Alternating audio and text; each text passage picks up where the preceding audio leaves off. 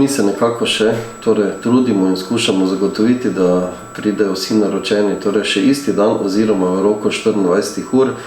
Recimo za današnji dan imamo v dopoldanskem času naročenih 235 oseb na testiranje.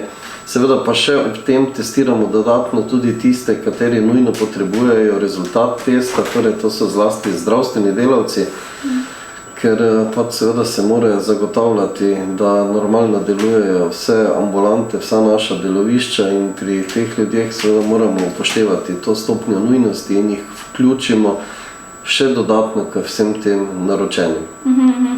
Kaj pa nenapovedano prihajajo, kaj?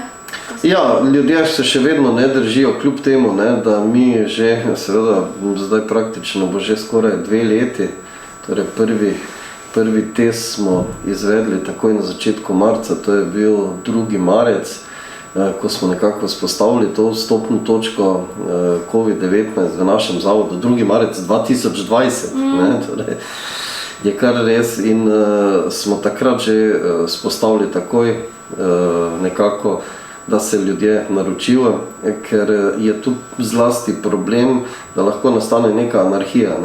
V enem določenem času bi prišlo naenkrat tja tudi do 30-40 ljudi in bili bi tam v vrsti, ustvarjali bi se gneča, posledično seveda tudi nezadovoljstvo ljudi, da morajo čakati. S tem, ko naročamo, nekako spostavimo tam red, da se ljudje čim manj družijo oziroma da niso v stiku, da še ne prihaja, mora biti prenosa okužbe med tistimi, ki so dejansko okuženi in med tistimi, ki pa kažejo neke znake obolelosti, pa hvala Bogu pri njih ne gre za